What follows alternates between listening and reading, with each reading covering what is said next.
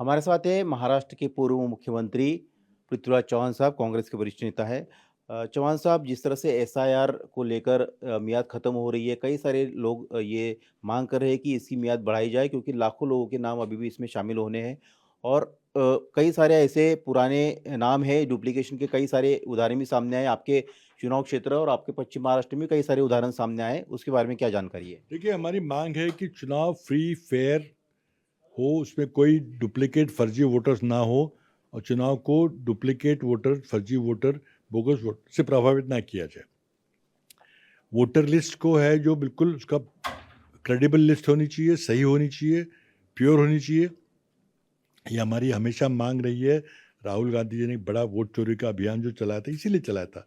लेकिन दुर्भाग्य से इलेक्शन कमीशन जो एक संवैधानिक व्यवस्था है, आप एक सरकारी नौकर के जैसे काम कर रहे हो। बहुत दुर्भाग्यपूर्ण है। क्या आप नहीं चाहते कि वोटर लिस्ट प्योर हो? क्या आप नहीं चाहते कि फर्जी वोटर निकले? तो आप क्यों जल्दबाजी कर रहे हो? ये तारीख आई कहाँ से? कोई कल थोड़ी चुनाव होने वाला है। हमारी मांग है कि वो जहाँ तक सभी नामों के एग्जामिनेशन नहीं होते, 1 करोड़ है, 2 करोड़ है, 5 करोड़ है, उसको फिर से पूरी जांच करिए, सारे डुप्लीकेट वोटर्स हटाइए। देखिए, मैंने चुनाव आयोग को ये पूरी जानकारी दी है। मेरे 2024 के चुनाव में मेरे दक्षिण कराड़ क्षेत्र में कुल 3,15,000 वोटर थे, उसमें से 56,000 वोटर डुप्लीकेट है। ये पूरी लिस्ट मैंने दी, आपके सामने है, इसकी सॉफ्ट कॉपी अब लीजिए।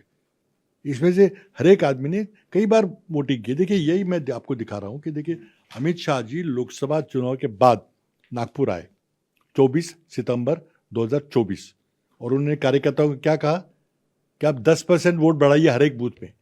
देखिए, देश की जनसंख्या 0.9% हर साल बढ़ती है।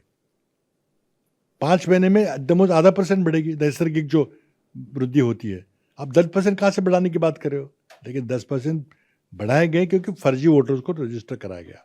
आपने आरएसएस और बीजेपी के कार्यकर्ताओं को बताया कि आप जाइए, 2-2, 4-4, 5-5, 10-10 बार एक एक क्षेत्र में नाम लिखवाइए और 10-10 बार वोट करिए। सर, दूसरी बात कि गोपीनाथ मुंडे इनको लेकर आपका एक बयान हमने पढ़ा है, सुना है। आपका क्या दावा था? ये गोपीनाथ मुंडे जो है वो कांग्रेस में आना चाहते थे, क्या बातचीत हुई थी? उसके बारे में मैंने काफ़ी डिटेल में बात की है। ये कुछ अक्टूबर 2013 की घटनाएं हैं। हमारी बातचीत हुई, कई लोगों से उनकी बातचीत हुई थी, मेरे साथ बातचीत हुई। उन्हें वो त्रस्त थे काफ़ी अपनी पार्टी में, कुछ लोगों से पर्टिकुलरली, तो वो आना चाहते थे और हम भी उनको लेने में उत्सुक थे कि हमारे पास कोई बड़ा ओबीसी नेता या मराठवाड़ा का कोई नेता नहीं था। मैं स्वयं सोनिया जी के पास गया और उनको मैंने सिफारिश की कि भाई एक बड़ा बीजेपी का नेता गोपीनाथ मुंडे हमारी पार्टी में आ रहे हैं। उन्होंने बिल्कुल स्वीकार कर लिया। उन्होंने कहा कि मैं जानती हूँ, मेरे सामने बैठते हैं, नेता विपक्ष, उपनेता विपक्ष है वो, और ये सब तय हुआ। लेकिन मुंडे जी ने एक शर्त रखी कि मुझे इस्तीफा जब दूंगा मैं लोकसभा का और मुझे उपचुनाव लड़ना पड़ेगा, उसके पहले मुझे मंत्रिमंडल में शामिल किया जाए। अब मुझे लगा कि कोई ठीक है, कर सकते हैं, तो मैंने कह दिया कि हाँ, ये हो सकता है विचार। जब मैं प्रधानमंत्री के पास गया तो उन्होंने कहा ये नहीं हो सकता क्योंकि ये रिश्वत होगी। एक विपक्ष के नेता को तोड़ने के लिए, पार्टी छोड़ने के लिए अगर मैं मंत्री पद देता हूँ तो ये रिश्वत होगी। ये आइडियोलॉजिकली मानी नहीं। आप जानते हैं प्रधानमंत्री मनमोहन सिंह किस तरह के व्यक्ति थे। उन्होंने मना कर दिया। उन्होंने कहा देखिए, आप इस्तीफा देके पार्टी में आइए, आपका स्वागत है, चुनाव लड़िए, जीत के आइए, आप बिल्कुल मंत्री बन जाएंगे। उस बात पे बात अटक गई। देखिए, आज भी मैं सोचता हूँ कि मुंडे जी बहुत बड़े नेता थे, उनका बहुत आदर करता था। अगर वो हमारी पार्टी में आते तो शायद 2024 का विधानसभा चुनाव का नतीजा कुछ और होता। सर, एकनाथ शिंदे जो अभी डिप्टी सीएम है, उनकी भी आपसे मुलाकातें हुई थी और वो भी चाहते थे कि वो आए, उनकी ठाणे पालघर जिले की पूरी ताकत कांग्रेस के साथ लाने को लेकर भी बातचीत हुई। देखिए, कई सारे एमएलए मिलते थे, एकनाथ जी भी मिलते थे मेरे को, और मिले भी थे, इसमें कोई दो राय नहीं है। कई बातों से, कई कारण से मिलते हैं, मुलाकातें तो हुई थी। वो बात क्यों नहीं आगे बढ़ पाई? ऐसा है कि वो एक उप मुख्यमंत्री के पद पे बैठे हैं, पूर्व प्रधानमंत्री है, हमारे काफ़ी दोस्त हैं, काफ़ी मित्र हैं हमारे, मेरे जिले के। हमारा कुछ काम नहीं करते लेकिन मित्र तो हैं हमारे। लेकिन मैं उसके ज़्यादा कुछ बोलूँगा नहीं मैं।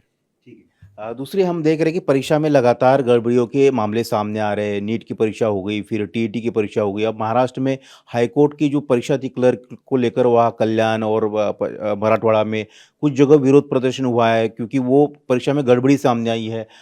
लगातार मामले सामने आ रहे हैं। अब ये हाईकोर्ट की भी क्लर्क की परीक्षा में ये सब। देखिए बात सुनिए, ये पेपर लीक का गोरख धंधा इतना लुक्रेटिव है, इतना मुनाफे का धंधा है और कोई रिस्क नहीं है।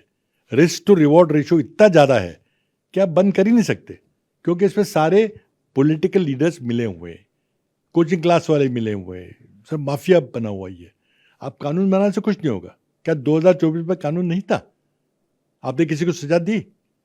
तो मैं समझता हूं कि जब तक ये जो पॉलिटिकल लोग इसमें शामिल है उनको सख्त से सख्त सजा न दी जाए, हथकड़ियां ना पहनाई जाए, तब तक नहीं कुछ होगा। ये वैसे ही चलता रहेगा गोरख धंधा, क्योंकि बहुत फायदा है, बहुत मुनाफा है, कुछ होता नहीं, उनको पता है। अगर आप अरेस्ट भी हो जाओगे तो 1-1 करोड़ रुपए फी वाले वकील आपको पहुंचा लेंगे आप। और दूसरी बात है कि क्या कोई मुकदमा अगर जज के सामने जाएगा तो आप सबूत क्या पेश करते हैं, केस क्या रखते हैं, चार्जशीट क्या होता है? वहीं पे अगर कॉम्प्रोमाइज आप हो गए तो सजा किसी को मिल ही नहीं सकती। तो मैं समझता हूँ कि हमें कोई अच्छा शिक्षा मंत्री लाके कोई पूरी व्यवस्था को बदलना पड़ेगा। कौन शिक्षा मंत्री आता है नया पता नहीं। ये मोदी सरकार का बहुत अहम फैसला होगा। आप ये इसी इसी बात को मैं आगे बढ़ाऊँगा कि आपके भी मैंने कुछ बयान सुने थे और आपने ये इशारा किया था कि देवेंद्र फडणवीस एक अच्छी चॉइस हो सकते हैं। हालाँकि देवेंद्र फडणवीस लगातार जो है बिल्कुल वो नहीं। दिल्ली दिल्ली जा रहे हैं। उनकी आज भी पीएम से मुलाकात हुई और ये चर्चा अटकलें ज़रूर है कि वो केंद्र में जा सकते हैं, केंद्र में शामिल हो सकते हैं। हालाँकि उस बात को नकार रहे, आज भी उन्होंने इस बात को नकारा है। देखो, मैंने बिल्कुल नहीं कहा कि वो अच्छा चॉइस हो सकते हैं, बिल्कुल मैं स्वीकार नहीं करूंगा उनसे।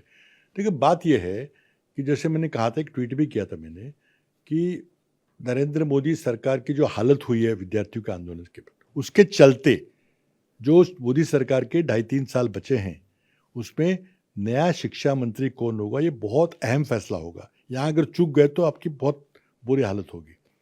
देखिए नया शिक्षा, ये जोशी जी का जो मामला है कि 4-4 महकमे है, तो चलेगा नहीं। कोई शिक्षा मंत्रालय कोई पार्ट टाइम मंत्रालय नहीं है कि आपने थोप दिया भी चलो तुम भी थोड़ी देर काम कर लो, ऐसे नहीं चलेगा। जो नया शिक्षा मंत्री होगा उसका एक राष्ट्रीय स्तर होगा, स्टेटस होगा, जो विद्यार्थियों को विश्वास जीत सकेगा, जो पूरी परीक्षा पद्धति में सुधार ला सकता है, जो शिक्षा पद्धति में ज़्यादा पैसे ला सकता है और सुधार कर सकता है, जो दीपके जी के आंदोलन चला है कि ग्रामीण स्कूलों को सुधारने की बात चल रही है, उसके लिए पैसे चाहिए। ऐसा शिक्षा मंत्री चाहिए सब चीज़ कर सके। आज मोदी जी के मंत्रिमंडल में ऐसा एक भी चेहरा मैं नहीं देखता। कुछ नाम जरूर सुने हैं मैंने, निर्मला सीतारमन जी का नाम सुना, जिन्होंने देश की अर्थव्यवस्था का बट्टा बैठा दिया। वो क्या शिक्षा व्यवस्था का बट्टा बैठाने के लिए उनको वहाँ लाएंगे? और उसी दौर में देवेंद्र जी की चर्चा चल रही है कि वो शिक्षा मंत्री बनेंगे, दिल्ली जाएंगे। मैं बिल्कुल स्वीकार नहीं करता, क्योंकि जिस आदमी के नेतृत्व में महाराष्ट्र में इतना गोरख धंधा चल रहा था, कोचिंग क्लास वाले महाराष्ट्र के हैं, पेपर लीक कर रहे हैं महाराष्ट्र के हैं, यहाँ पे क्या कर रहे हैं आप? देवेंद्र जी गृह मंत्री है, मुख्यमंत्री है, कानून मंत्री है, किसको सजा हुई है? तो वो क्या करेंगे वहाँ पे जाके? कोई विद्यार्थी उन पर भरोसा करेंगे क्या? बिल्कुल नहीं करेंगे। हाँ, अगर आपकी अंदरूनी राजनीति है कि आप प्रधानमंत्री रेस का एक घोड़ा रद्द करना चाहते हो, उसके पर काटना चाहते हो, तो आपकी राजनीति, लेकिन उसको शिक्षा मंत्री मत बनाइए। और बहुत सारे मंत्रालय हैं। तो जाएँगे ऐसा अब लगता है आपको? देखिए ये तो पेपर में पढ़ रहा है, मैं कोई मुझे पूछ के कोई प्रधानमंत्री ऐसा फैसला नहीं लेंगे, लेकिन अच्छा शिक्षा मंत्री जल्दी से मिले देश को, ये हमारी कामना है। लेकिन वो अगर केंद्र में जाते तो आप लोगों का विरोध रहेगा क्योंकि आप कहा कि महाराष्ट्र में बिल्कुल नहीं, केंद्र नहीं। में उनकी अगर बढ़ोतरी हो रही है, वो सीनियरिटी हो रही है, प्रमोशन हो रही है, तो उनको शुभकामनाएं हैं। हमारे पॉलिटिकल अपोनेंट है लेकिन सहकारी है, मित्र है हमारे। तो मैं, लेकिन शिक्षा मंत्री के पद के लिए मेरा विरोध रहेगा, क्योंकि वो नहीं कर सकते ये काम। उनको और कोई दीजिए। मैं जी। सर दूसरी बात है कि वंदे मातरम को लेकर बीजेपी सोनिया जी, राहुल गांधी इनके ऊपर आरोप कर रही है कि इन्होंने जो है इसका अपमान किया। कल अमित शाह ने भी इस पर उनके ऊपर निशाना साधा है। क्या आपको लगता है? देखिए, जिस तरह से बीजेपी आला कमान को मार पड़ रही है, विशेषकर मोदी जी को और अमित शाह जी को, तो ढूंढ रहे रास्ता कि कैसे बचने का कोई रास्ता मिले। देखिए, जहाँ तक कि स्वतंत्रता दिन की घटनाएं हैं, मैं वहाँ था नहीं। वो कांग्रेस मुख्यालय में ध्वज वंदन हो रहा था। मैं कोई वर्किंग कमेटी का मेंबर हूँ नहीं, इसलिए मैं दिल्ली में नहीं गया था। तो मैंने भी देखा है कि जो आपने देखा है, और जो मैं सिर्फ जयराम रमेश जी के वक्तव्य में, जो हमारे अधिकृत प्रवक्ता है, उनकी जो बात है वही दोहरा सकता हूँ कि भाई वहाँ पे बहुत लंबी बात चल रही थी, इसलिए सोनिया जी ने कुछ शायद कुर्सी वगैरह की मांग की थी। देखिए, जहाँ तक कि वंदे मातरम का अपमान करने की बात है, ये तो सवाल ही नहीं उठता। और हमें वो लोग बता रहे हैं जो ब्रिटिशों से माफ़ी मांगकर जेल से छूट के आए थे, जो ब्रिटिशर की पेंशन ले रहे थे, जो स्वतंत्र सेनाओं के नामों की चुगली करके उनको जेल भेज रहे थे, वो हमको बताएंगे। आरएसएस के मुख्यालय में ना कभी वंदे मातरम का गायन हुआ है, न कभी राष्ट्रीय ध्वज फहराया गया है। ये आजकल करने लग गए वो लोग। वो हमको सिखाएंगे क्या है। वंदे मातरम वो जो war cry of the freedom struggle, कोई भी हमारा कांग्रेस का कार्यक्रम हो, पहले वंदे मातरम गीत बजता है, हमारे सेवा दल बजाते हैं, गाते हैं, तो हम कैसे अपमान करेंगे। आप कोई ढूंढ रहे बात की कुछ पल्ला पल्ला कैसे पलटेगा, ऐसे नहीं होगा। मोदी तो कह रहे हैं कि कुछ अर्बन नक्सल का उन्होंने शब्द का इस्तेमाल किया, दिमागी अर्बन नक्सल। देखिए, बहुत दुर्भाग्यपूर्ण बात है कि 15 अगस्त का अवसर और उस दिन प्रधानमंत्री का लाल किले की प्राचीर से देश के नाम एक भाषण देना, ये इसकी परंपरा पंडित जी ने शुरू की थी। ये जो मौका है, जो ओकेजन है, पूरे देश को इंस्पायर करने का मौका होता है, देश को बांटने का नहीं होता। लेकिन प्रधानमंत्री देश को बांटने से बाज नहीं आएंगे। वो चाहे जाति के आधार पर, धर्म के आधार पर बांटेंगे। अर्बन में और रूरल में बदल कर दिया कि अर्बन नक्सल अलग होते, रूरल अलग होते।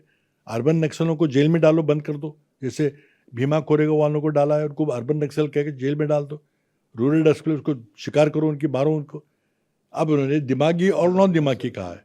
तो अगर मैं जैसे पढ़ा लिखा हूँ, चिदम्बरम जी पढ़े लिखे, तो हम दिमागी हो गए, तो मोदी जी कौन सी कैटेगरी में है। तो देखिए, ऐसे बंटवारा करना छोड़ दो।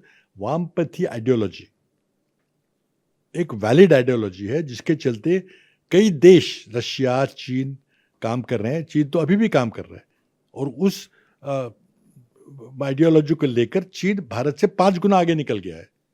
देश के हमारे 3-3 राज्यों में लोगों ने वोट के माध्यम से कम्युनिस्ट सरकारें चुनी थी, तो आप उसको ऐसे खारिज कर दोगे आप। हाँ, हम वायलेंट लेफ्ट विंग एक्सट्रीमिज्म को नहीं स्वीकार करते, लेकिन हम सभी लेफ्ट ऑफ सेंटर आइडियोलॉजी के लोग हैं। कांग्रेस पार्टी के सभी, करीब करीब सभी लोग। तो क्या हम सभी दिमाग के नक्सल हो गए। ये तो बहुत बुरी बात है कि प्रधानमंत्री देश को इस तरह से मौका मिले तब बांटने की कोशिश करते हैं। शुक्रिया, आपने इंडिया टीवी से बात की। तो ये थे महाराष्ट्र के पूर्व मुख्यमंत्री, कांग्रेस के वरिष्ठ नेता, जिन्होंने खुलकर अपनी बात कही है। कैमरामैन विजेंद्र भदौरिया के साथ सचिन चौधरी, इंडिया टीवी, मुंबई।